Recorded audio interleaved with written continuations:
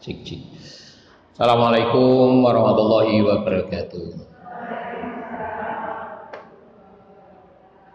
Alhamdulillah, sadaqa wa'dah wa nasara abdah wa azazudahu wa ahzamal ahzaba wa'dah. Asyhadu an la ilaha illallah wahdahu la syarikalah wa asyhadu anna Muhammadan abduhu wa rasuluh. Allahumma shalli wa sallim ala Muhammad wa ala ali Muhammad. Qala Allah Ta'ala fil Qur'anil Azim, a'udzu billahi minasyaitonir rajim. Qul inna sholati wa nusuki wa mahyaya wa mamati lillahi rabbil alamin. Amma ba'du fa ya ibadallah ittaqullaha haqqa tuqatih wa la tamutunna illa wa antum muslimun. Ma'asyiral muslimin wa zumratal mu'minin rahimakumullah. Pertama-tama mulia kita berharap kepada Allah Subhanahu wa taala hari ini kita berada di dalam masjidnya, dan insya Allah kita semua semoga diberkahi oleh Allah Subhanahu wa taala. Shalawat serta salam senantiasa tak jemu-jemu kita berharap kepada Allah atas Nabi kita, Nabi agung, Nabi mulia, Nabi besar, Nabi yang tidak pernah membalas saat disakiti, Nabiullah yang tidak menaruh dendam kepada siapa, dan Nabi kita yang membela umatnya sampai Nabi kita benar-benar memohon-mohon kepada Allah agar bisa mensyafaati umatnya, dan semoga kita-kita ini semuanya mendapat syafaat dari Allah karena Allah ridho atas diri Nabi kita Muhammad Sallallahu Alaihi Wasallam. Ibu semua yang hadir, saya hari ini berbicara di depan orang-orang yang sangat baik, karena ibu ini merupakan bagian dari caranya Allah untuk memasukkan surga. Karena kita semua ini adalah aslinya orang surga atau orang akhirat. Ini temanya kemarin saya diminta ya agar memberi tema. Nah, hari ini saya kasih tema kehidupan setelah mati, ya temanya. Kehidupan setelah mati. Kemarin seperti itu yang saya sampaikan ke pengurus. Karena saya diminta memberi tema, maka saya kasih tema itu, yaitu ada kehidupan setelah mati. Dan tadi saya mendengar panjenengan tadarus juga sudah mengulang-ulang, ya.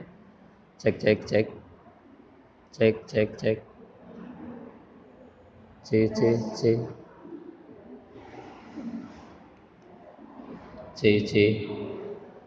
Mati sendiri ini kepencet toh Mas. Kepencet tanganku gitu ya wes saya aku kudu sadar gitu. Ternyata ada yang kecil di sini tapi bisa menggerakkan yang besar. Ya. Jadi ini langsung tak ambil hikmah. Ya.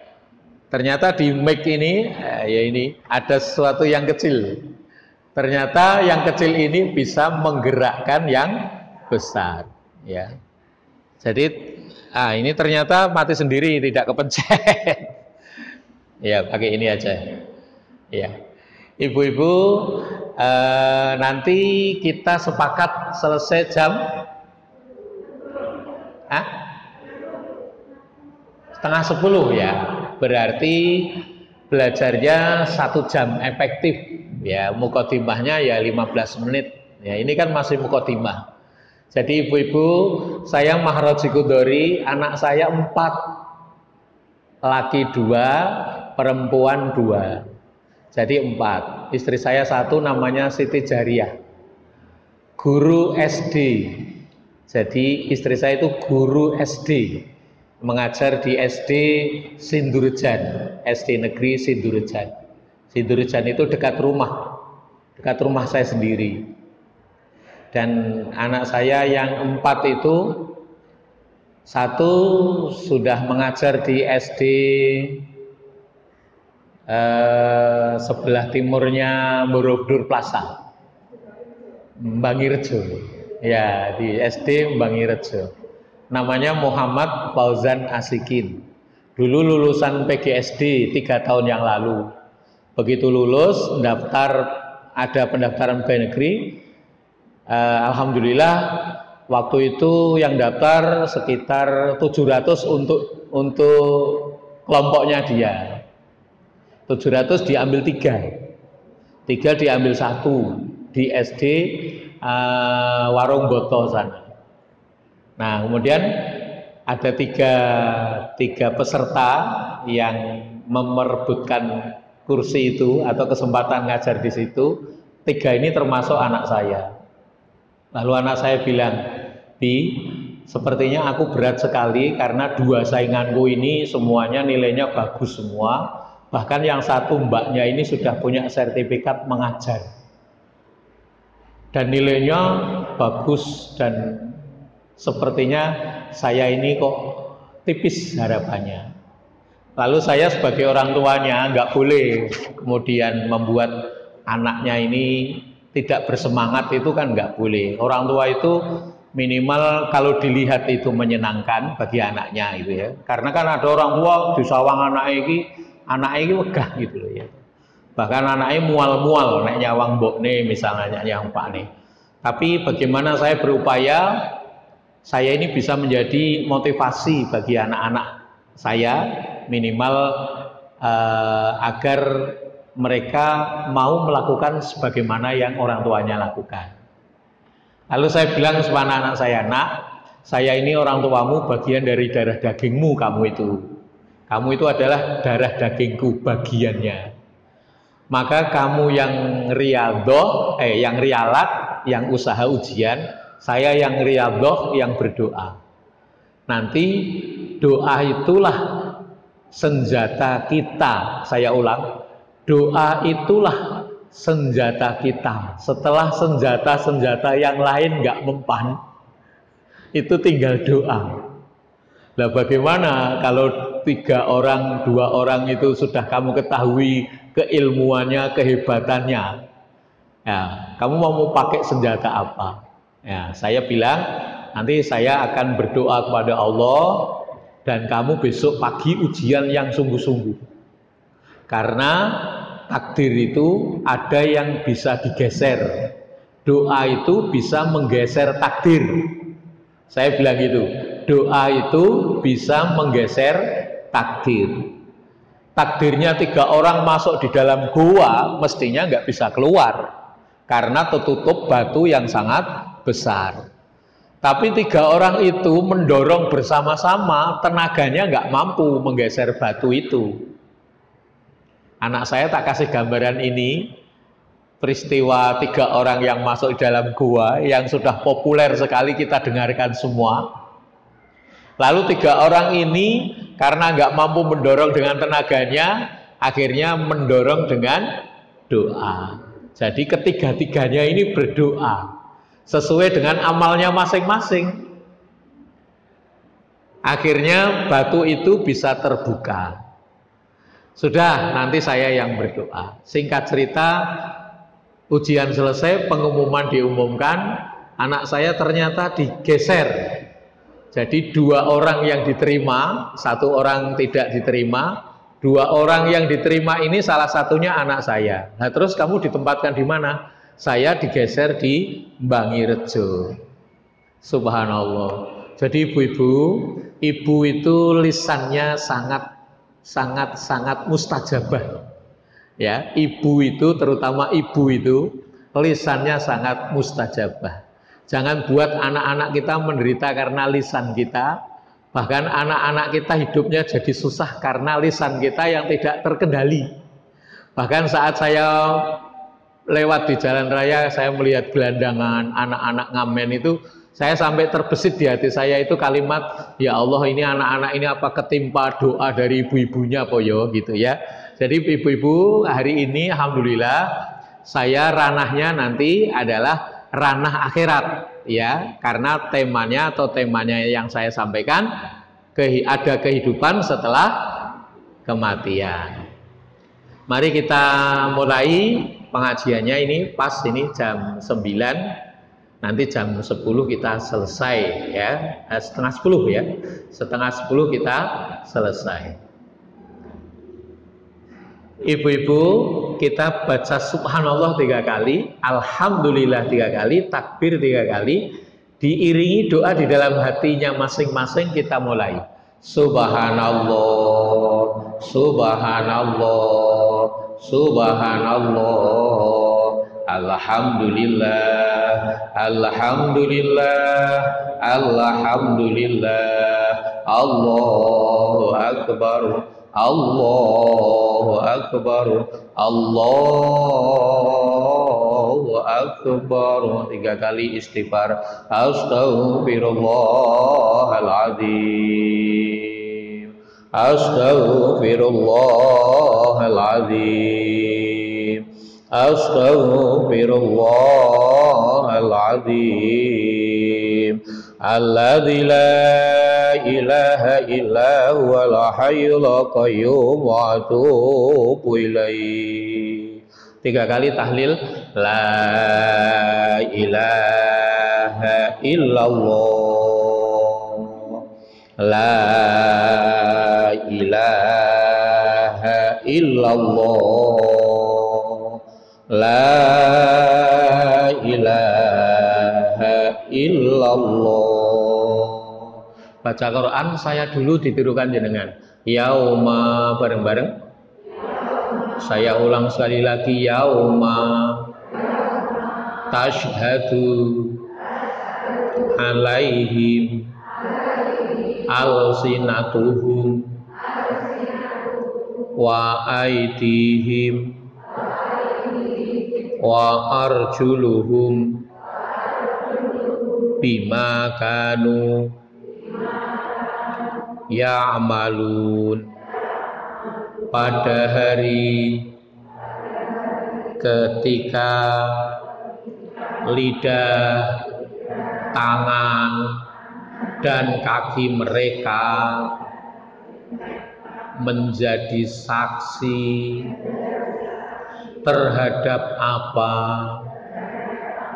yang dahulu mereka kerjakan. Yauma tashhadu alaihim alsinatuhum wa aydihim wa arjuluhum bima kanu ya'malun. Shadaqallahul adzim. Surat An-Nur ayatnya 24. Saya ulang, itu surat An-Nur. Surat An-Nur itu urutannya urutan ke-24 kalau di dalam Al-Quran. Bahwa semua akan menjadi saksi di sana. Di sana mana? Di akhiratnya Allah Subhanahu wa Ta'ala. Karena kita aslinya orang sana. Kita pasti akan kembali ke sana. Meskipun kita semua belum pernah ke sana, tapi kita yakin semua pasti akan ke sana karena kita aslinya orang sana. Oleh karenanya jangan meremehkan apa-apa yang ada di sini. Karena yang di sini dunia menentukan yang di sana. Surat apa tadi? An-Nur. Oleh karenanya tangan bicara mudah bagi Allah. Jadi tangan ini berbicara mudah bagi Allah. Allah menjadikan semua pandai bicara ya karena mudah bagi Allah. Pita kaset itu seperti apa? Kok berbunyi? HP yang kita pegang ini seperti apa? Juga kok berbunyi? Padahal ada kamera yang bisa menayangkan gambarnya. Kok bisa? Lalu bagaimana dengan Allah? Lebih bisa menjadikan semua pandai berbicara. Lah besok yang akan bicara di sana itu tangan kita, surat An-Nur tadi, tangan kita, terus kemudian apa? Kaki kita juga bicara, terus apalagi lidah kita dengan sendirinya, terus apalagi di ayat yang lain disebutkan kulit-kulit mereka juga akan berbicara. Kalau semua tubuh kita ini bahkan organ-organ yang ada di dalamnya semua dilapisi kulit, maka kita tidak bisa mengelak dan menghindar dari segala kesaksian yang kita perbuat. Oleh karenanya, ayo ibu-ibu buat saksi yang sebanyak-banyaknya. Saya ulang, buat saksi yang sebanyak-banyaknya, yaitu saksi yang meringankan kita di sana. Saya ulang, buat saksi di sini sebanyak-banyaknya agar meringankan kita di sana. Karena kita yang di sini nanti akan menentukan apa-apa yang ada di sana. Karena kita aslinya orang sana. Ibu, alhamdulillah dunia ini, saya ulang, dunia ini sebesar apapun perkaranya, saya ulang, dunia ini sebesar apapun perkaranya, nilainya tetap kecil. Tak ulang ya, ini supaya kita ini tidak terjebak oleh dunia yang terkadang membuat kita ini jadi sibuk, oleh dunia yang membuat kita ini terkadang jadi lalai. Bahkan dengan dunia kita jadi lupa akan kehidupan asli kita yang pada akhirnya kita meninggalkan ini dunia yang notabene-nya sekarang ini disangkanya seakan-akan. Saya ulang, dunia ini disangkanya seakan-akan tidak akan rusak, padahal rusak. Seakan-akan tidak akan hancur, padahal hancur. Karena ujung daripada dunia adalah dihancurkan. Saya ulang, ujung daripada dunia adalah dihancurkan. Oleh karenanya saya sampaikan, dunia ini sebesar apapun perkaranya, nilainya tetap kecil. Dan sekecil apapun, saya ulang, dan sekecil apapun ini perkara agama, saya ulang. Kalau tadi perkara apa? Dunia. Nah, kalau ini sekecil apapun perkara agama, nilainya tetap besar. Bisa dipahami ya? Maka kotak infak yang berjalan jangan diremehkan itu. Itu nilainya besar. Jangankan itu kotak infak, sekedar memindahkannya tanpa memasuki pun itu bernilai sedekah yang insya Allah sang pelakunya akan mendapati kebaikan, karena ini ranahnya adalah agama. Bu, ini saya maunya pelan-pelan ngajinya supaya nanti 1 jam itu efektif gitu loh. Jadi nanti jam 10 dit ya, 10 dit selesai dan saya langsung pindah ke Gunung Kidul gitu loh. Jadi ini saya tadi terkesima melihat ibu-ibu yang tadarus, karena ternyata datang lebih awal itu indah ya, mendapati pahala membaca Al-Quran. Terus kemudian saya tadi di sebelah sini bisa melakukan sholat duha juga kan. Nah ini, jadi memetik kebaikan dalam urusan agama, sekecil apapun nilainya tetap besar. Jadi jangan diremehkan masuk masjid ya, langkahnya saja ada hitungan nilai. Karena sekecil apapun ini perkara agama, urusan agama, nilainya tetap besar. Maka berdekat-dekatlah ibu-ibu dengan agama Allah. Bahkan jangan berlepas, karena tempo hari ada seorang ibu yang melepaskan agamanya. Agama Islam kok dilepaskan. Nah itu kan sama halnya menceburkan diri dalam sebuah kerugian yang sangat besar. Ruginya besar sekali. Tidak di sini, nanti ruginya di sana. Karena kita pasti akan kembali ke sana. Wong kita aslinya orang sana. Cepat atau lambat pasti akan ke sana, meskipun belum pernah ke sana. Oleh karenanya jangan meremehkan apa-apa yang ada di sini. Lali wae. Ya. Ibu, kalau kita mau ke sana, memang diawali dengan kematian. Kalau kita mau ke sana, harus diawali dengan kematian. Kemarin pas itu pandemi yang luar biasa, bulan apa itu yang berbondong-bondong ke sana banyak sekali ya. berbondong-bondong ke sana semua. Oh iya. Bahkan sahabat saya namanya Ustadz Muhammad Fani Rahman yang menerbitkan buku-buku saya.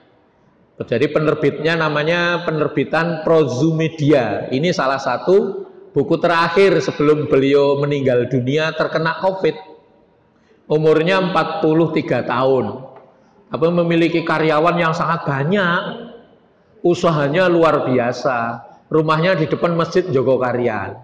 Beliau seorang aktivis, bahkan perintis pesantren masyarakat Merapi Merbabu yang waktu itu yang melongsing atau dilongsing oleh TV One waktu itu. Ya, sekarang santrinya luar biasa. Bahkan diteruskan oleh ustadz-ustadz yang lain karena perjuangan beliau. Saya jadi teringat abahnya Mas Fani Rahman ketika mau melepas anaknya. Saya benar-benar mendapati nasihat dari lisan beliau. Beliau menyampaikan begini waktu habis sholat subuh, karena jenayahnya mau dikuburkan di pesantren masyarakat Merapi Merbabu di Wonolelo sana. Waktu itu saya ikut mau mensolatkan jenayahnya di Masjid Jogokaryan. Nah, ayahanda Abah Fani memberi sambutan, kalimatnya seperti ini, saya masih ingat. Bapak, Ibu, poro takziah, mestinya saya menangis, mestinya. Kenapa saya kok tidak menangis? Karena saya telah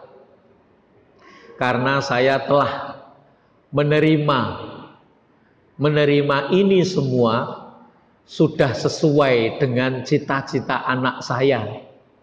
Waktu anak saya mau berangkat ke Palestina, izinnya kepada saya mau mati syahid.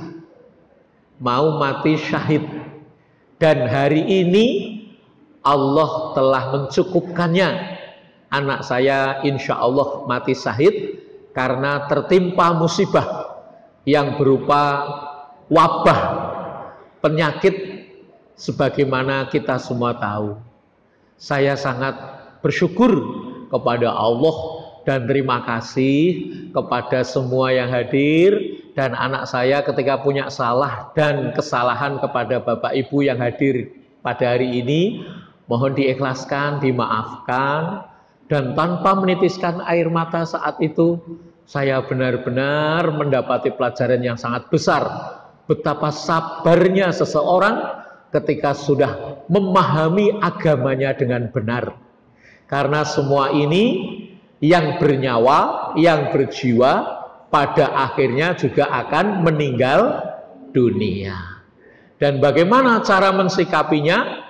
Maka ayahanda Mas Fani Rahman ini sudah cukup bagi saya sebagai contoh bahwa beliau benar-benar lisannya tertata baik, menjadi orang tua yang ridho terhadap perjuangan anaknya, sehingga apa yang dilakukan anaknya dapat menginspirasi bagi teman-temannya, bagi siapa saja, termasuk diri saya sendiri yang waktu itu hadir.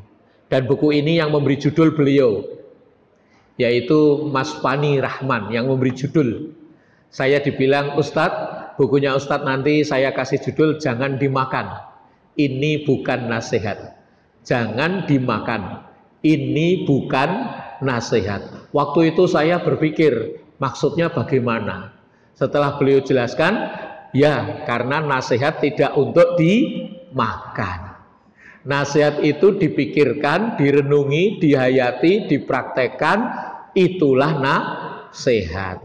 Oleh karenanya saya benar-benar bersyukur kepada Allah dijumpakan oleh seorang yang sangat baik, dan mudah-mudahan Mas Muhammad Fani Rahman benar-benar mendapati mati yang husnul khotimah. Allahumma amin. Ibu-ibu, karena saya teman baiknya dan beliau juga baik kepada saya, tidak ada jemu-jemunya. Saya mendoakan di setiap kesempatan bertemu kepada orang banyak. Maka berkumpullah dengan orang baik, bertemannya dengan orang baik, supaya kita didoakan. Dan tidak perlu mengharap doanya, tetapi refleks biasanya dengan sendirinya mendoakan. Meskipun kita tidak tahu kalau kita sedang didoakan. Ibu-ibu, saya benar-benar bersyukur hari ini bisa bermuajah kepada ibu-ibu semua. Oleh karenanya mari kita mulai, bahwa semua pasti akan mengalami sebuah kematian. Mati ternyata tidak mencari siapa orang yang paling tua. Saya ulang, mati ternyata tidak mencari siapa orang yang paling tua. Mati juga tidak mencari siapa orang yang sakit keras. Ya, mati juga tidak mencari siapa orang yang sakit keras. Tetapi mati itu pasti datang kepadamu, menjumpaimu, wahai orang-orang yang sudah tiba waktunya mati. Lalu bagaimana kita setelah mati? Jasad kita akan dikuburkan. Jasad kita akan dikuburkan. Nah, ternyata Nabi kita Nabi Muhammad Sallallahu Alaihi Wasallam bersabda perkara kubur, bahwa kubur itu adalah satu pintu untuk dua maksud. Saya ulang, kubur adalah satu pintu untuk dua maksud. Kalau mau ke surga pintunya itu, kalau mau ke neraka juga pintunya itu. Oleh karenanya di dalam kubur itu diwartakan, diberitakan oleh Nabi kita Nabiullah Muhammad Sallallahu Alaihi Wasallam, ternyata kubur itu gelap sekali. Saya ulang, ternyata kubur itu gelap sekali. Saking gelapnya, akhirnya menyiksa orang-orang yang ada di dalamnya karena saking gelapnya. Ya, saya ulang, kubur itu ternyata gelap sekali. Saking gelapnya menjadi apa? Siksaan bagi orang yang ada di dalamnya. Karena kita sudah beriman dan dinyatakan beriman dan menyatakan beriman, tebal tipisnya iman tergantung panjenengan semua, tergantung kita-kitanya. Tapi setipis-tipisnya orang yang beriman, setipis-tipisnya, itu tipis ya Bu, setipis-tipisnya orang yang beriman pasti percaya dengan neraka dan surga, termasuk percaya pula dengan perkara kubur. Sehingga yang ada di sini, yang mendengarkan apa yang sedang kita sampaikan ini, mari kita bersama-sama berusaha agar kita terbebas dari perkara gelapnya kubur itu. Saya ulang, agar kita terbebas dari gelapnya kubur itu. Sehingga Nabi kita memberitahu kepada kita semua, amal apa yang bisa menghindarkan dan kita terbebas dari perkara gelapnya kubur. Nabi kita menunjukkan, yaitu sholat lail. Saya ulang, sholat lail, ya, sholat lail atau sholat malam hari. Setelah sholat wajib ada sholat lail. Kalau bulan Ramadan namanya sholat tarwih. Ya, makanya kita alhamdulillah setiap tahun kita sudah berusaha dan memiliki amal yang namanya sholat tarwih atau sholat lail. Sehingga dengan amal itu kita semua terbebas dari apa tadi?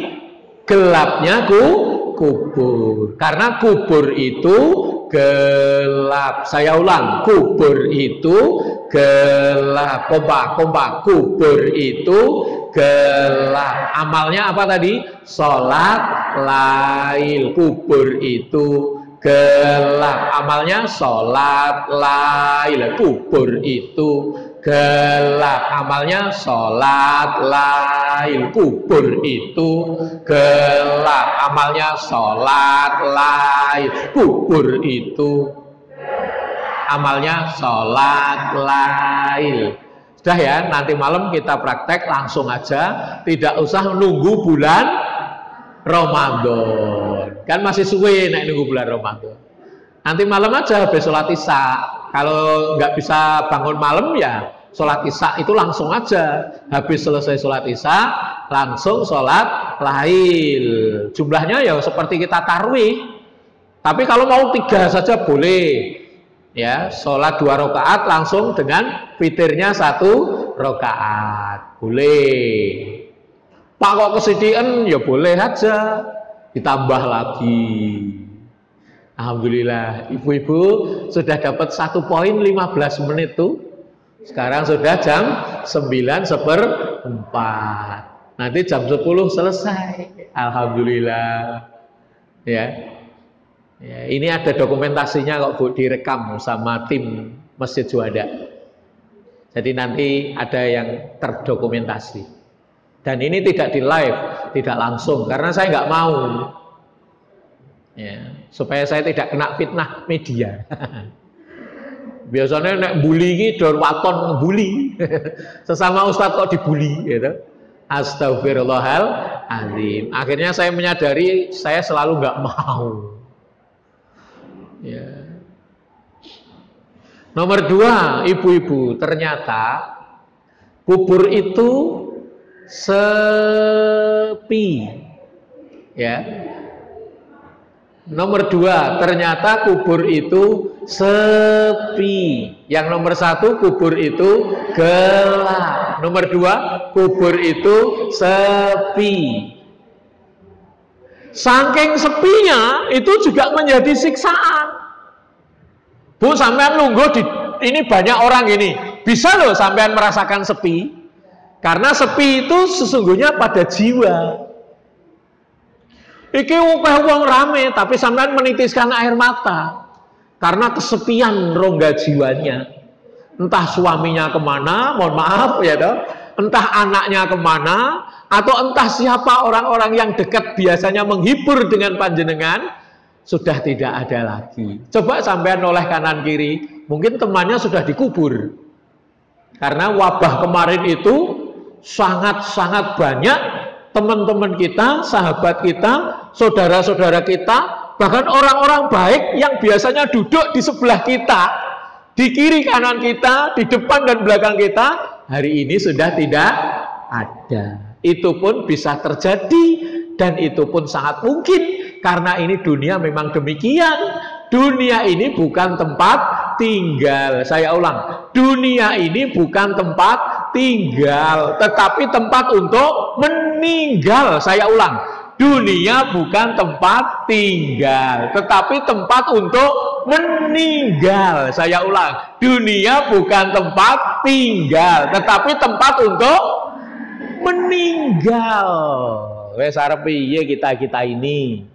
Apa alasannya kita sibuk dengan dunia? Apa alasannya hati kita tersakiti oleh dunia? Astagfirullahaladzim. Ibu-ibu yang dirahmati Allah Subhanahu wa taala, keluarga kita, anak-anak kita yang di rumah, semoga semuanya dirahmati oleh Allah Subhanahu wa taala. Allahumma amin. Nomor 2, kubur itu sepi. Lah saking sepinya itu bisa menjadi siksaan. Bagaimana tersiksanya orang yang kesepian? Pernah Bu, saya mengalami kesepian tuh pernah. Saya loh, kalau jenengan saya nggak tahu. Ya. Kapan panjenengan saat mengalami kesepian dan seperti apa merasakannya, mestinya beda-beda. Kalau saya sepi sekali, sangat sepi dan saya sampai menangis karena saking sepinya. Dan saya tidak mau cerita kenapa saya kesepian.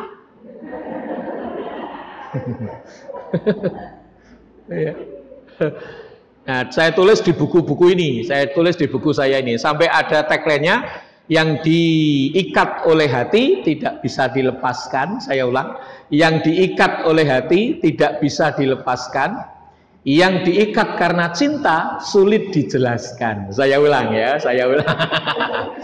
Jadi saat saya mengalami kesepian yang sangat sepi, itu saya tulis di buku ini. Ya, salah satu tagline-nya saya tulis, yang diikat oleh hati tidak bisa dilepaskan.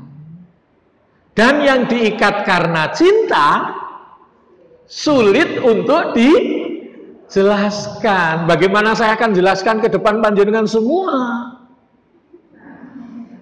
Ya, saya jelaskan berkali-kali, mungkin saja tidak akan bisa dipahami.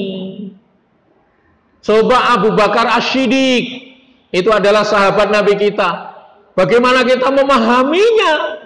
Wah, hartanya semua diserahkan oleh agamanya Allah. Bahkan sampai ditanya oleh Nabi kita, lalu apa yang kamu tinggalkan untuk istrimu? Lalu apa yang kamu tinggalkan untuk keluargamu?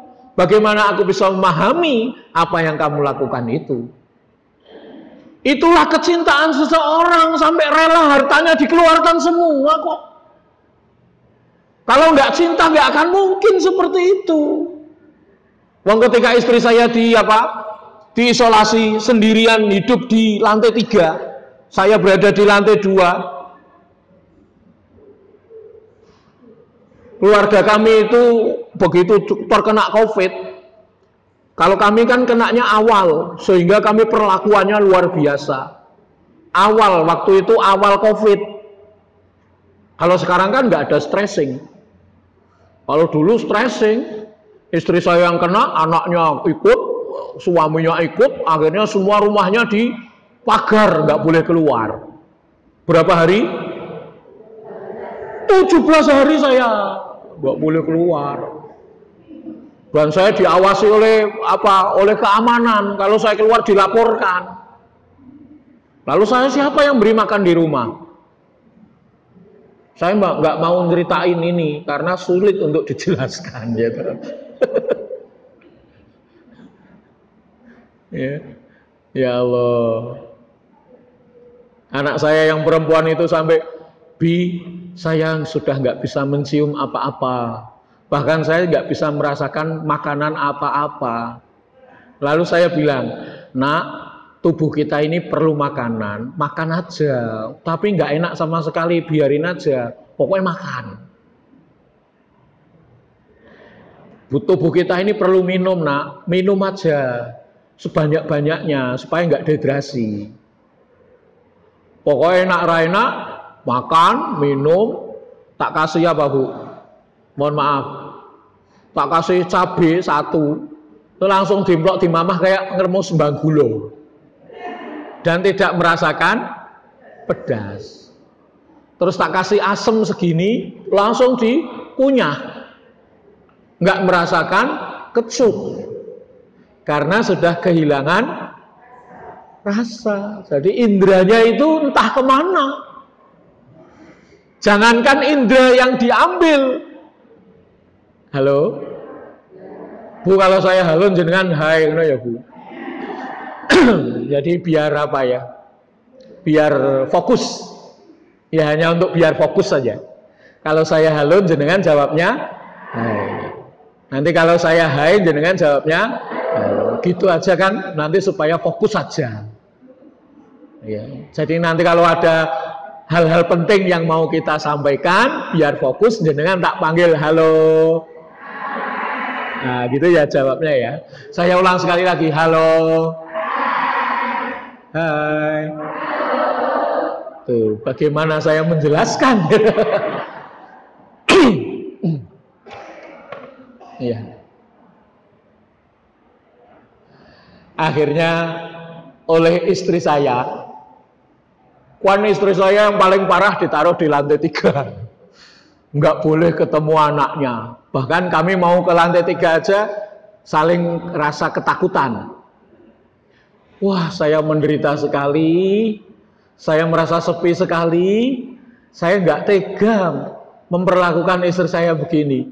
Ngendap-ngendap. Waktu itu saya kan sudah 4 hari kan nggak ngumpul itu rasanya ning sirah iki wis ora beres gitu. Ya karena cinta itu tadi kan sulit untuk dijelaskan. Akhirnya saya ngumpul sama istri saya, anak saya ada yang tahu, langsung teriak, "Bi, bahaya Bi, kenapa Pak Abi ke sana?" Lalu saya jawabnya apa? Cinta. Saya jawabnya, "Nah, ini cinta." Ya, sulit untuk dijelaskan. Wah, ya Allah, akhirnya kami makan sepiring berdua. Asiknya luar biasa. Sampai saya itu nggak bisa menjelaskan. Dalam suasana ketakutan, saya ulang, dalam suasana ketakutan, terutama istri saya kan ketakutan sekali, wong yang kena itu istri saya. Dan saya suaminya, mohon maaf, tugas suami itu melindungi, tidak melukai, tidak menyakiti. Wong suami kok menyakiti? Kalau suami itu menyakiti, itu bukan suami, tapi setan, ya toh. Suami kok menyakiti, ya kan? Suami itu melindungi, tidak menyakiti. Lah saya bagaimana bisa melindungi? Meskipun kata-kata saya kan harus nyemangati. Kan itu kan kata-kata juga termasuk bagian untuk melindungi istri. Ya? Oh, diulang. Ya. Suami itu tugasnya melindungi, tidak menyakiti. Kalau suami kok menyakiti, itu bukan suami. Lalu apa? Setan. Wes Bu, wes digawe status, ya toh.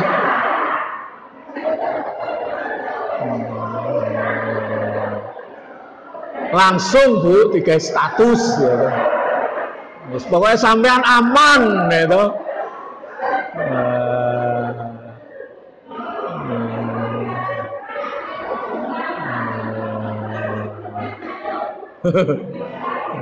Iya. No. Ya, saya sekuat tenaga bagaimana membangkitkan agar istri saya itu bisa semangat, karena yang membuat mati itu ngrokronya itu. Coba Bu, pisau itu bisa dicabut itu ketajamannya. Apa nggak percaya kalau Nabi Ismail disembelih ayahnya kok nggak tergores? Ya karena ketajamannya dicabut. Nah kalau kasih sayang itu dicabut bagaimana? Jangankan kasih sayang, wong ini indra kecap, indra rasa saja bisa lenyap. Bu, ini pengajian semacam ini sangat memotivasi Bu, karena ini sifatnya individu. Ini infirodi, ini sendiri-sendiri amal ini. Wong kita nanti di dalam kuburan ya sendiri kok. Wong sampean misalnya ora percaya karo ceramahku ya ora apa-apa. Wong bakal engko ya di dalam kubur. Bagaimana tidak gelap? Sudah pasti gelap. Bagaimana tidak sepi? Sudah pasti sepi. Meskipun banyak tetangganya, tapi kan orang bisa komunikasi antar tetangga. Apa yo terus omong-omongan piye nggonmu kan ya enggak.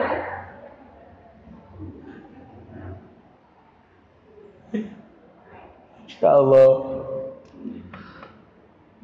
Lalu saya dengan istri saya membaca Quran.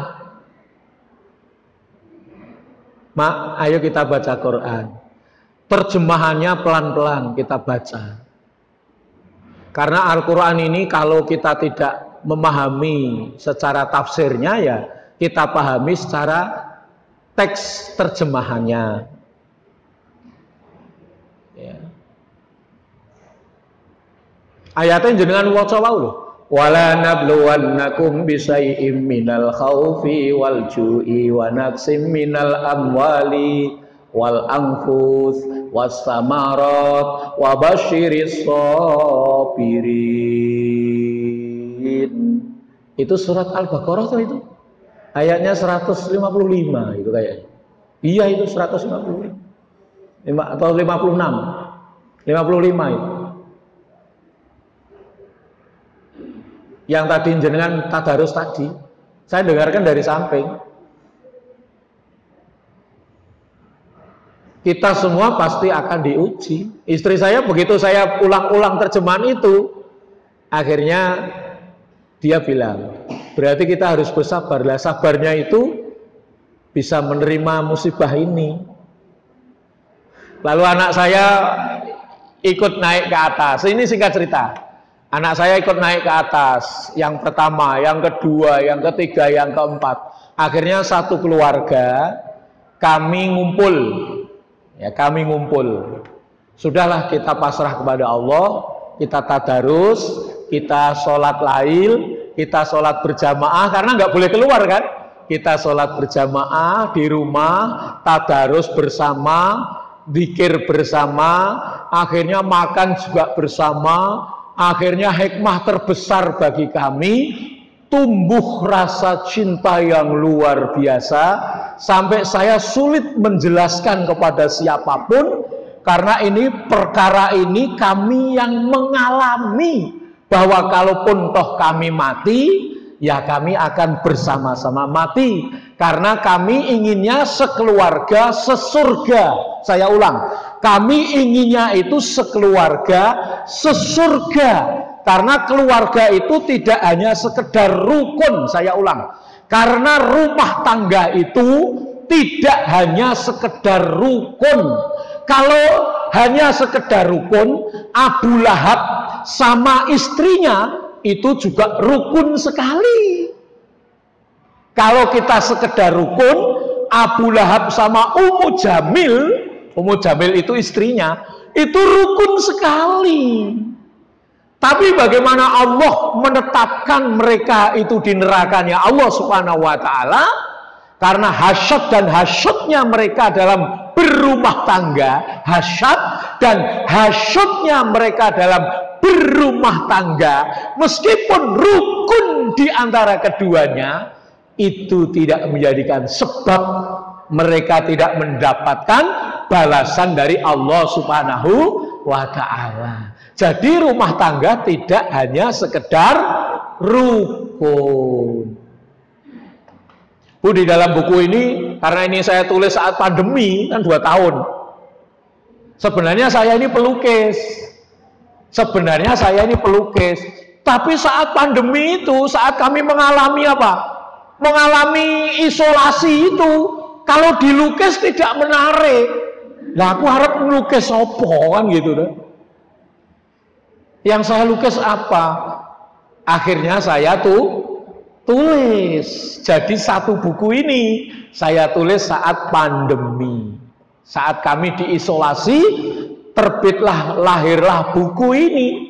Sehingga saya kalau mau menceritakan bagaimana rukunnya berumah tangga, kemudian mesranya berumah tangga, saat kita diuji yang menakutkan, benar-benar ada rasa rukun yang amat sangat di sana, bahkan sulit dijelaskan. Karena ketakutan. Bahkan saat kami sholat berjamaah bisa menangis. Sing biasane ra iso nangis. Karena ada perasaan takut yang amat sangat. Karena apa? Karena tetangga sebelah kiri dan kanan meninggal dunia juga karena COVID. Sehingga dalam mindset diri kita ini semua kalau kena itu akan meninggal. Sehingga kepasrahan kami benar-benar pasrah kepada Allah Subhanahu wa Ta'ala. Selama 17 hari kami tertib tidak keluar rumah sama sekali. Bahkan kami tidak tahu bagaimana makanan kami. Rumah saya itu kan ada belnya, Bu. Belnya itu kelontong sapi, Bu. Jadi kalau gundung-gundung itu berarti ada yang datang. Entah itu siapa dan entah itu apa. Kalau ada suara glundung-glundung, kami melihat dari lubang jendela. Karena kan nggak boleh keluar. Oh, ternyata ada sesuatu di depan pintu. Entah itu apa, saya nggak tahu. Bagaimana saya mengambilnya? Lalu saya punya kawat itu, Bu. Saya ambil pakai kawat itu. Karena kalau aku metu mesti dilaporke kan. Udah. Ternyata makanan, Masya Allah. Selang berapa menit, gluduk. Wah, ini nek njekuane nganggo kawat ra iso iki rada gede kan. Akhirnya pintunya saya buka sedikit, tak ambil, ya Allah, makanan lagi. Akhirnya makanan dalam satu hari itu jumlahnya banyak sekali, sampai kami bingung. Kulkas kami penuh, sudah nggak nampung lagi. Bahkan beras itu ada yang ngasih 1 kintal. Aku ingin, ya Allah, kok yono sing ngeteri beras barang ki ya sapa? Ya, jadi saya nggak tahu karena saya di dalam, kami di dalam. Pokoknya kalau ono suara glundung, anakku selalu makanan datang, gitu kan? Sampai anakku ki malah ngene, yo Bu, Bi, nek iso malah ngene terus wae piye ya.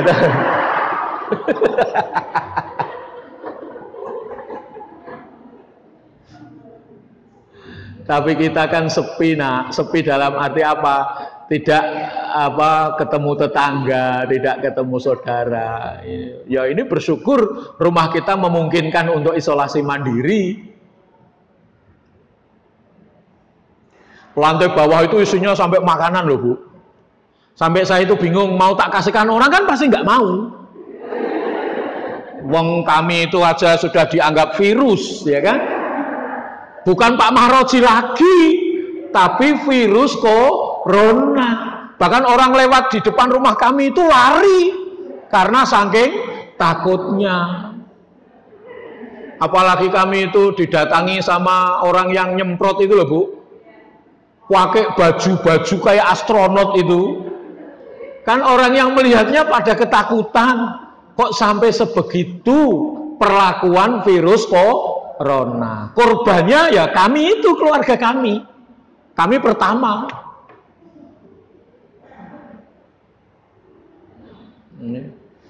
Jadi seneng ternyata. Akhirnya kami baca Quran, lalu saya sampaikan kepada anak-anak kami, nak, Al-Quran itu akan mencari sang pembacanya. Akan mencari sang pembacanya. Bahkan tinggi rendahnya derajat surganya bisa ditentukan oleh seberapa banyak ayat yang dibacanya. Maka penghafal-penghafal Quran itu surganya tinggi sekali. Ya. Lalu anak saya bertanya, Bi, sedemikian hebatnya Al-Quran. Ya nak, bahkan sepinya kubur, saya ulang, sepinya kubur Nabi kita bersabda bahwa membaca Al-Quran adalah caranya untuk terbebas dari perkara siksaan yang bentuknya sepi kubur. Jadi sepinya kubur itu bisa terbebas dari Al-Quran yang kita baca, karena Al-Quran mensyafaati siapa saja yang membacanya. Nah, pada saat itu kami bisa tadarus bersama, bisa tadabbur Al-Quran bersama selama 17 hari. Alhamdulillah, nikmatnya, Bu.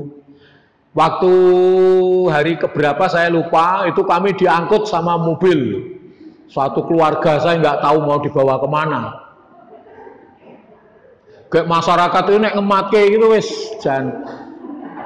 Itu nek dibilang sanksi sosial itu ya juga sanksi sosial yang amat sangat ya, secara psikologisnya kan kami jadi gimana ya diperlakukan kayak gini ya. Sampai-sampai ketika sudah kami dinyatakan aman itu, anak kami yang kecil yang kelas 5 SD itu jajan itu Yang bakulnya itu sampai tega bilang iki lho, anaknya sing mbokne kena corona, gitu kan? Aduh ya Allah. Ya. Jadi Ibu, alhamdulillah kami dibawa itu untuk disuap, ternyata disogrok ini hidungnya. Sakit ya ternyata disogrok itu. Anak saya yang masih kecil yang nomor 4 itu saja sampai kesakitan.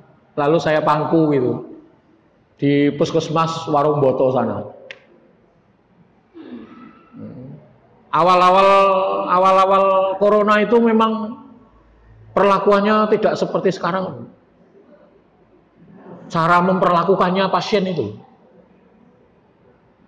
Ya. Subhanallah. Nah, Ibu sudah dapat 2 ya. Yang pertama, kubur itu gelap. Amalnya apa tadi? Sholat lahir. Yang kedua, kubur itu sepi. Amalnya apa? Baca Al-Quran. Ibu-ibu ini punya rutinitas baca Quran. Kalau pengajian itu bagus sekali, sangat bagus. Meskipun kita setiap sholat juga membaca Al-Quran. Kalau orang malas itu minimal habis sholat wajib 1 ayat saja, Bu. Nek malas loh ya. Bagi pemalas minimal habis sholat wajib berapa ayat? 1 ayat saja. Jadi bar sholat wajib moco sa-ayat. Saya ulang, bar sholat wajib moco sa-ayat. Lagi bar sholat wajib moco sa-ayat.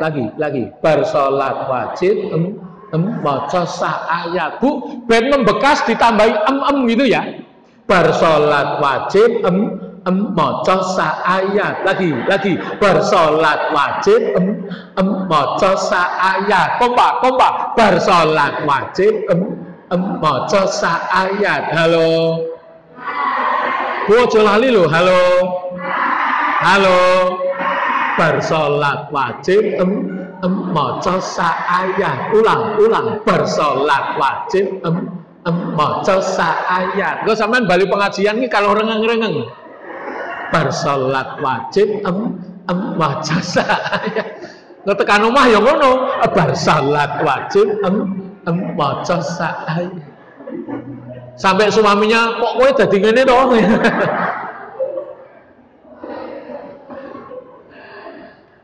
Satu ayat bagi siapa? Pemalas. Bar sholat wajib moco sa-ayat. Bagi siapa? Pemalas. Kalau 5 kali sholatnya berarti berapa kali? 5 ayat. Coba dibayangin. Kalau 2 berarti berapa? 10. Bagi siapa itu? Pemalas. Caranya bagaimana? Bar sholat wajib moco sa-ayat. Kompak bar sholat wajib moco sa-ayat. Gak apa-apa 1 ayat. A'udzu billahi minasyaitonir rajim. Bismillahirrahmanirrahim. Yasin. Shadaqallahul azim. Bu, ditertawakan, cuekin aja. Wong kita baca Quran bukan untuk manusia kok. Kalau manusia memang mentertawakannya, itu manusia.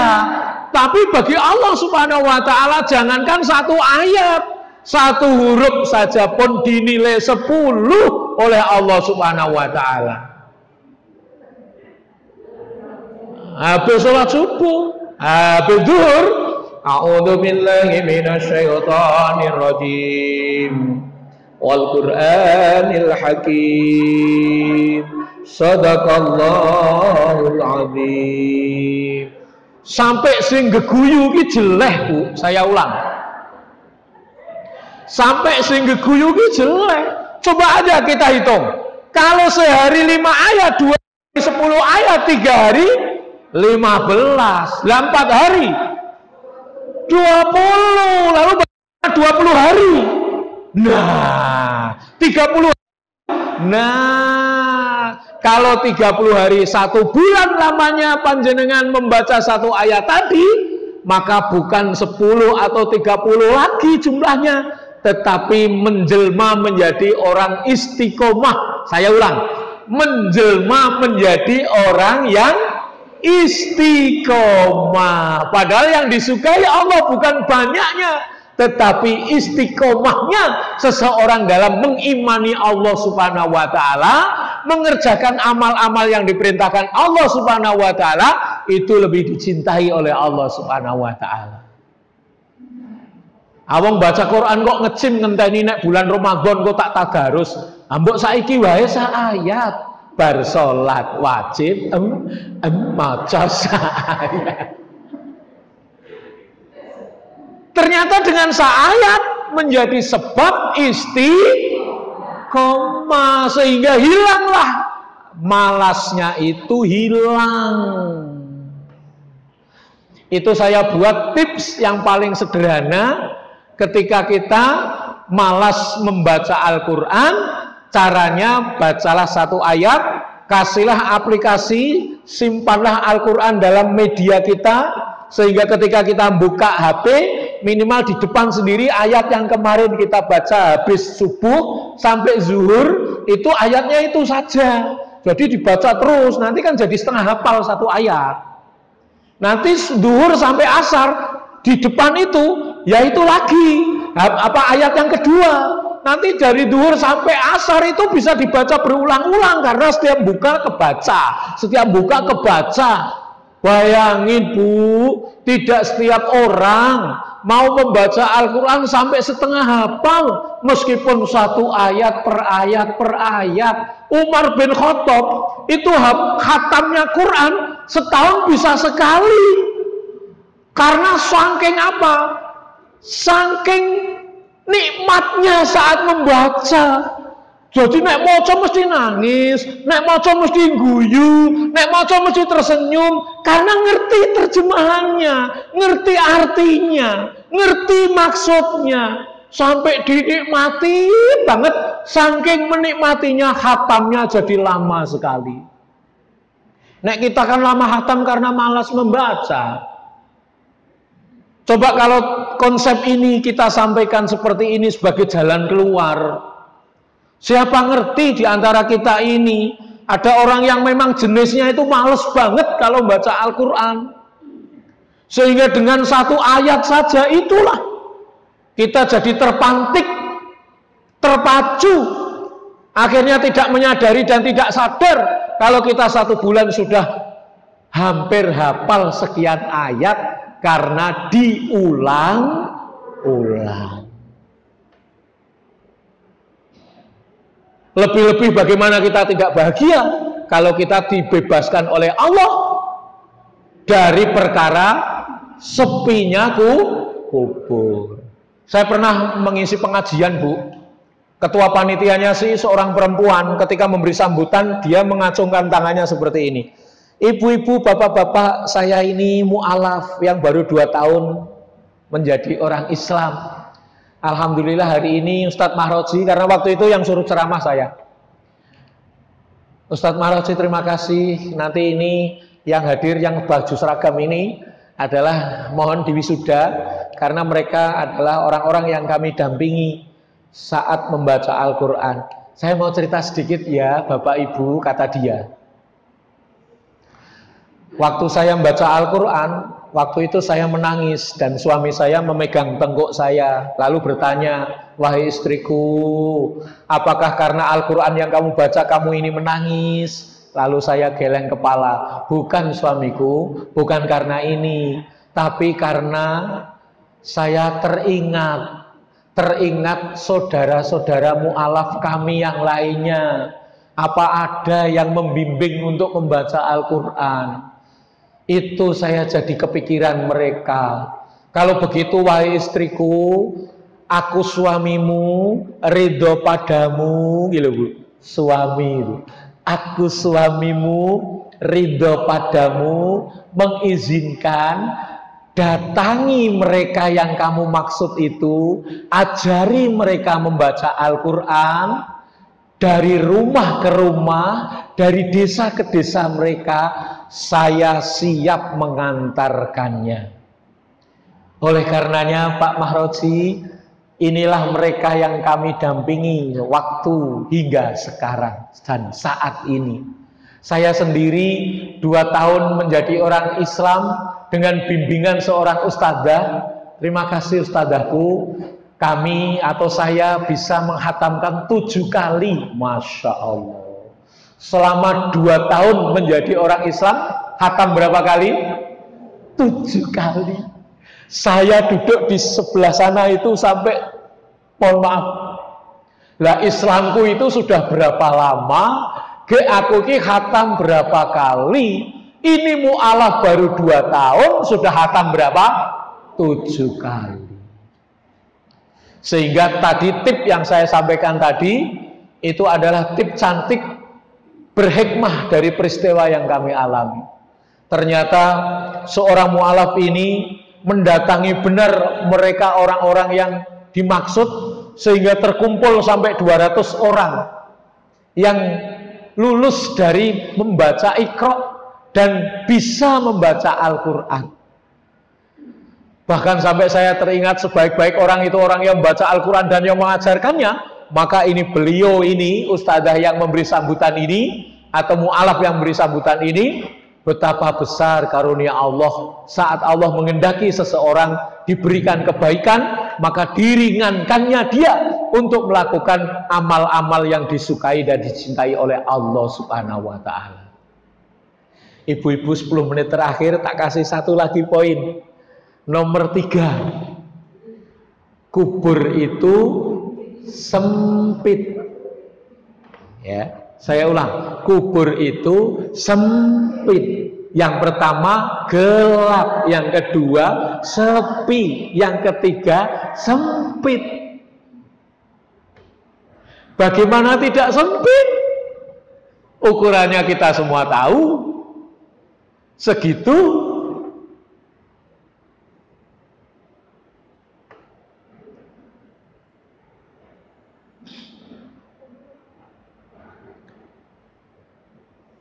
Bu, semua kita akan mengalami ya Bu, termasuk yang ceramah. Jadi saya sendiri juga mak perinting-perinting gitu loh. Kayak sendirian, kayak ditableki kapas gitu ya. Gulung karo kain kafan. Sampai saya itu, ini ada buku cantik. Buku ini gambarnya kain kafan. Ini tentang orang-orang yang ada di dalam kubur. Masya Allah. Sempit. Maka amal yang kita kerjakan, Nabi kita memberitahu perkara silaturahmi. Ternyata kita terbebas dan akan dibebaskan dari sempitnya kubur. Apa tadi? Silaturahmi, menjalin hubungan baik sesama muslim, ya sesama manusia. Itu hubungan kita harus baik dengan suami, harus baik dengan istri, harus baik dengan anak-anak. Maka sekeluarga sesurga, serumah sesurga. Karena tidak semua keluarga baik dengan masing-masing yang ada di dalam keluarga itu.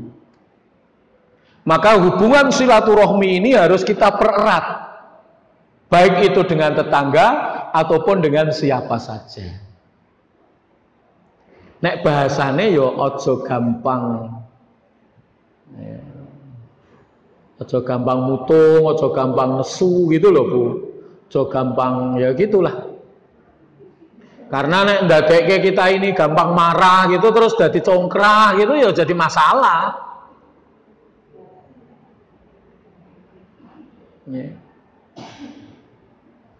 Ketika mobil saya ditabrak orang ya mestinya saya marah.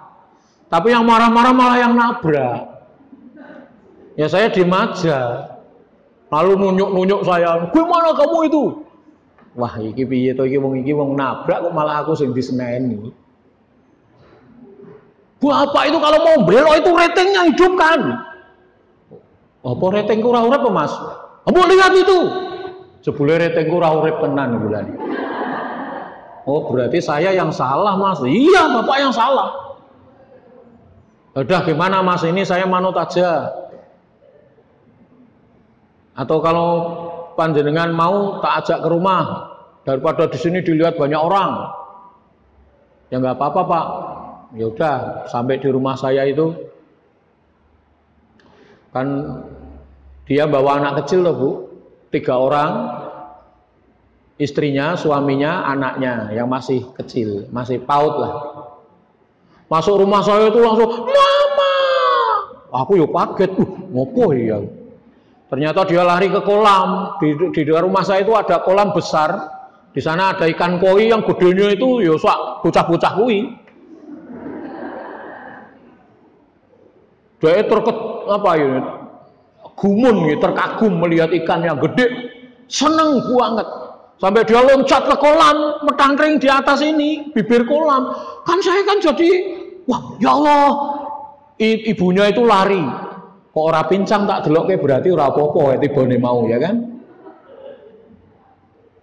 Lalu tak kasih makanannya anak-anak itu. Ini anak dikasih makanannya ini seneng. Wah. Ternyata ikannya itu dipukuli Bu sama anak itu. Kan ikannya kan manut sekali, dengan tangan kan naik-naik, dipukuli prak-prak sampai ikan ini, wah itu. Ayo iki engko tau mbok iki aku ya kan. Udah Mas, ayo selesaikan masalahnya. Motormu kalau rusak, saya ganti Mas. Spare partnya saya belikan yang original. Kamu sakit nggak Mas? Ya enggak Pak. Kamu mau minta ganti rugi berapa Mas? Ngarani aja. Ya saya nggak bisa ngarani Pak, saya manut Bapak saja. Ya kalau manut saya nggak saya kasih.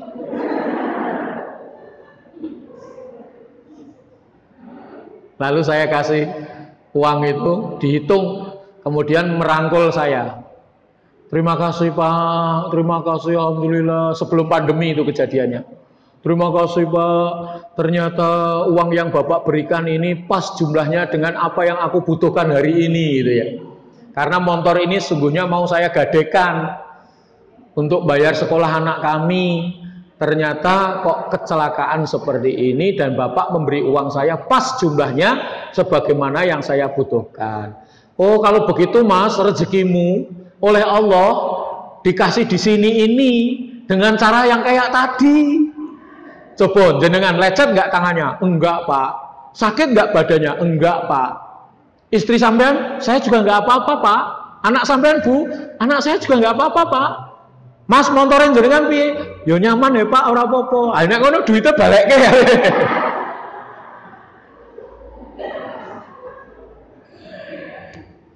Dari peristiwa itu saya bertambah saudara karena mereka jadi seneng dan silaturahmi ke tempat kami di lain hari dan bersyukur karena ternyata di tempat kami ada majelis pengajian dan orang itu istrinya ikut pengajian. Alhamdulillah, ternyata menjalin hubungan silaturahmi itu bisa dengan cara apa saja dan dengan karena apa saja. Yang penting dikelola, jangan gampang emosi, jangan gampang putus diri. Belum-belum sudah putus. Mau dengan saudara kandung kok putus, dengan adiknya kok putus. Ya gimana mau dengan adiknya kok putus? Ya, abang dengan suaminya kok putus ya. Ya, ibu-ibu 5 menit terakhir itu tinggal 5 menit jam 10-nya. Kalau jam saya kurang 10 menit, kalau itu kurang 5 menit. Saya pakai jam itu saja. Gitu. Ya, ada yang mau tanya belum? Ada yang mau tanya? Silakan kalau mau tanya. Wong jelas banget kok. Ini bunyi kok ternyata. Kalau mati dipencet. Ada ibu yang mau bertanya? Bu.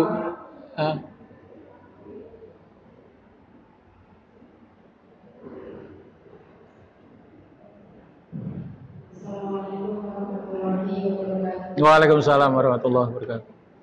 Saya tanyakan, apa di alam kubur itu bisa melihat orang yang dari dunia yang biasa? Apa bisa melihat? Kalau mendengar ya, kalau melihat saya belum tahu. Gitu aja ya Bu. Jawabannya kalau mendengar ya, ya karena orang yang layak itu terdengar oleh orang yang ada di dalamnya. Tapi kalau saya melihat, saya belum tahu. Ya, siapa tahu nanti suatu saat saya jadi tahu. Gitu ya Bu. Jenengan nggak ada salahnya toh saya jawab kayak gitu. Jadi kalau mendengar iya. Ya, tapi kalau melihat saya belum tahu.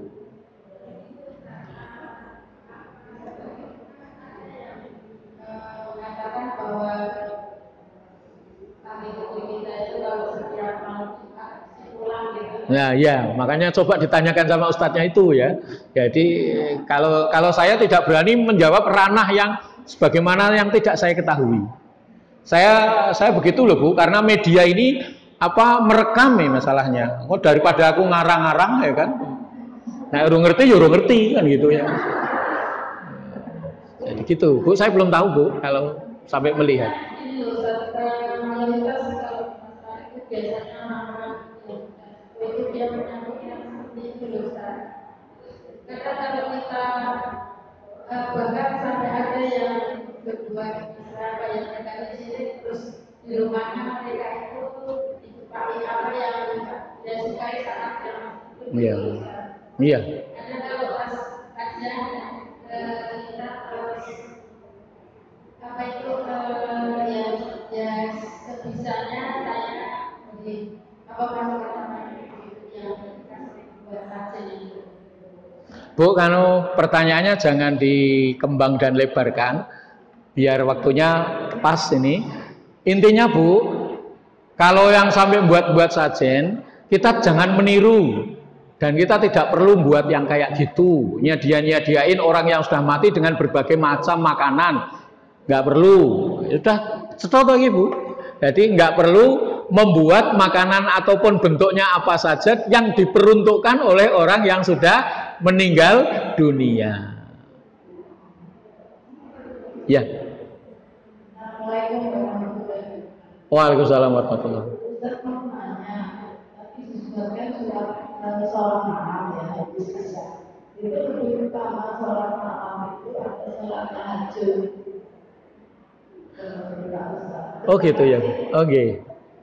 Bu, sholat malam itu termasuk sholat tahajud. Sholat tahajud itulah sholat malam karena dikerjakannya waktu malam. Disebut tahajud karena habis tidur. Kita bangkit dari tidur gitu ya. Utama semua Bu, mau dikerjakan habis sholat isya ya utama, di sepertiga malam ya utama. Itu semua dikerjakan waktunya malam. Gitu. Utama. Ya. Ibu ada yang mau bertanya, silakan. Satu lagi yang mungkin. Ya.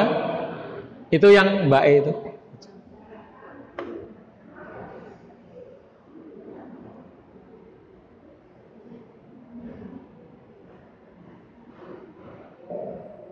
Assalamualaikum warahmatullahi wabarakatuh. Waalaikumsalam warahmatullahi wabarakatuh. Saya ingin menanyakan kaitan dasar yang sudah disampaikan Bapak. Ada kehidupan sesudah mati. Nah, yang mau saya tanyakan seperti ini Pak. Yang pertama, bentuk kehidupannya seperti apa Pak? Apakah kita yang nantinya insya Allah masuk surga juga akan punya nafsu juga, ataukah tidak? Kemudian yang kedua, insya Allah apakah kalau misalnya kita dengan pasangan kita bisa masuk ke surga itu apakah nanti di sana juga akan tetap berpasangan juga sama ataukah berbeda juga? Karena kalau saya pernah baca tuh ada akan disediakan dari itu.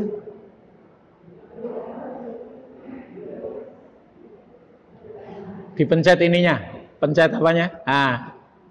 Penjelasannya seperti apa Pak? Oh iya. Katanya kalau misalnya disediakan dari mungkin dua itu aja Pak. Terima kasih. Assalamualaikum warahmatullahi wabarakatuh. Waalaikumsalam. Bu, saya pernah nulis buku ini Bu.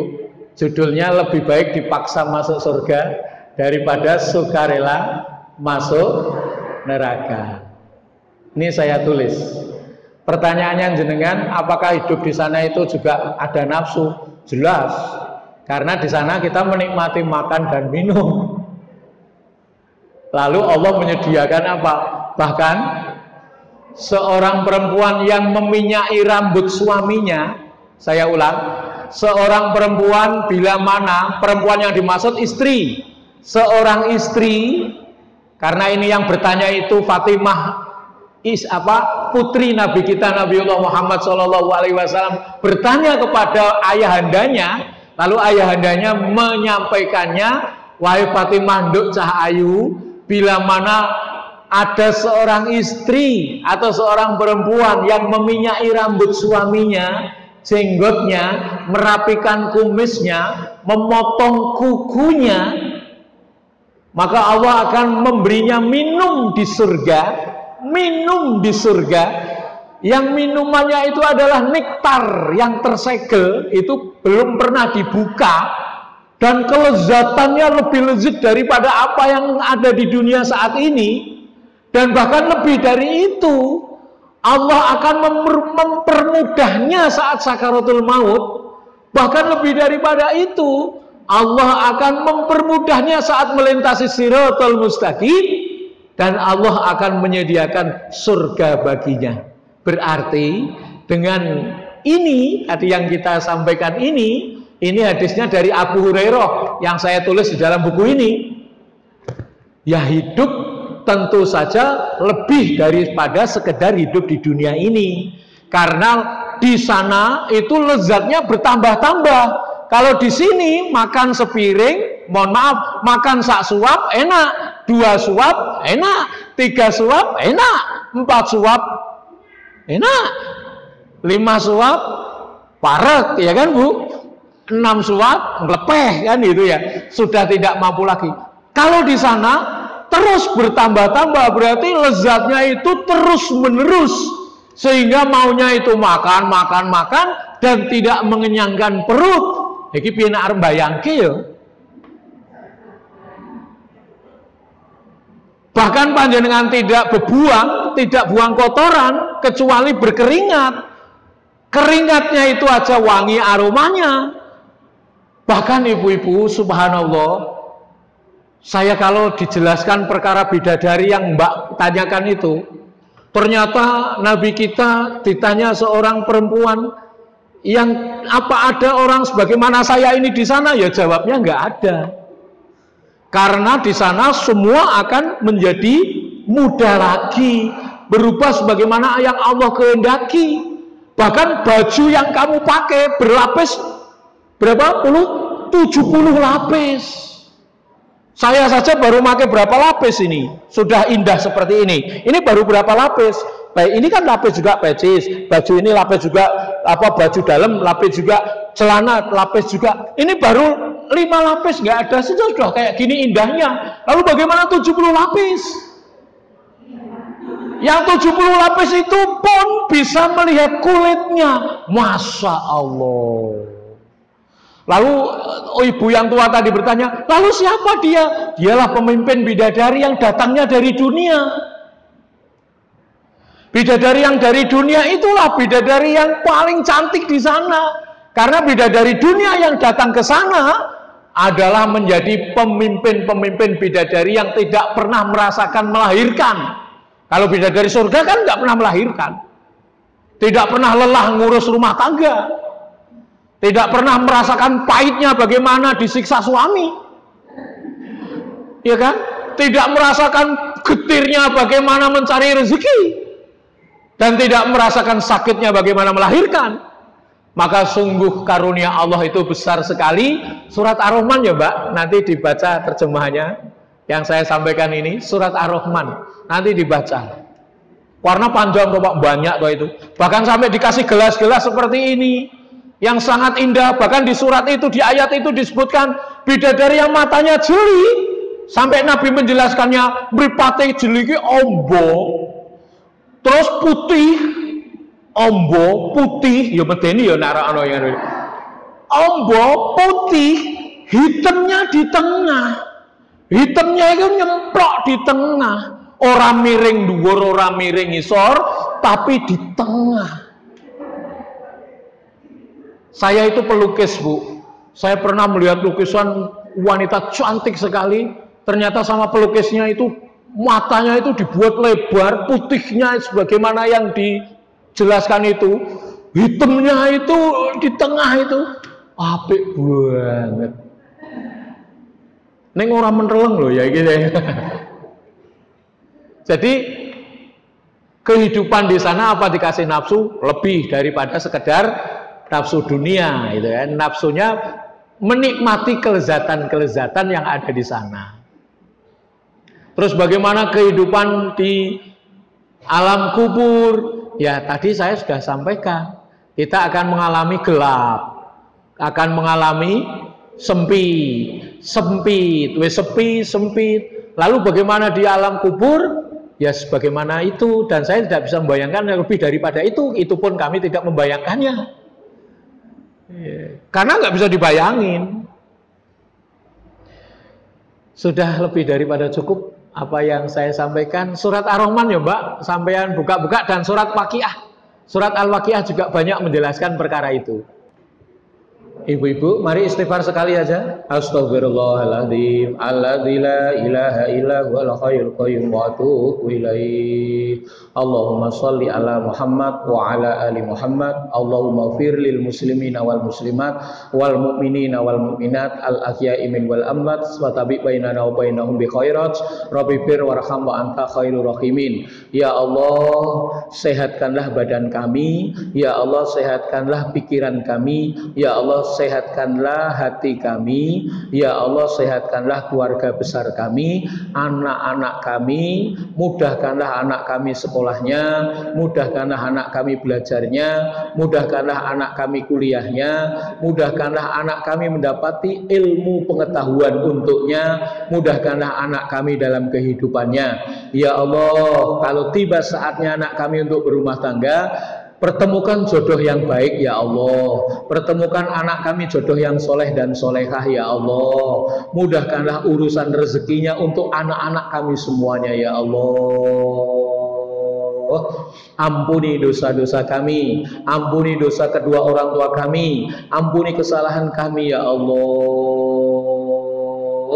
Mudahkanlah perdagangan kami, mudahkanlah perniagaan kami, mudahkanlah jual beli kami, dan mudahkanlah segala apa-apa yang kami lakukan ya Allah untuk mendapati rezeki yang Kau berkahi. Halalkanlah di dalamnya, rahmatilah di dalamnya, mudahkanlah segala urusan dan kesulitannya ya Allah. Semoga Engkau ridho dengan doa-doa kami. Rabbana atina fid dunya hasanah wa fil akhirati hasanah wa qina adzabannar. Subhana rabbika rabbil izzati amma yasifun wa salamun alal mursalin walhamdulillahi rabbil alamin. Bisyirri bi barakati syai'ul Fatihah.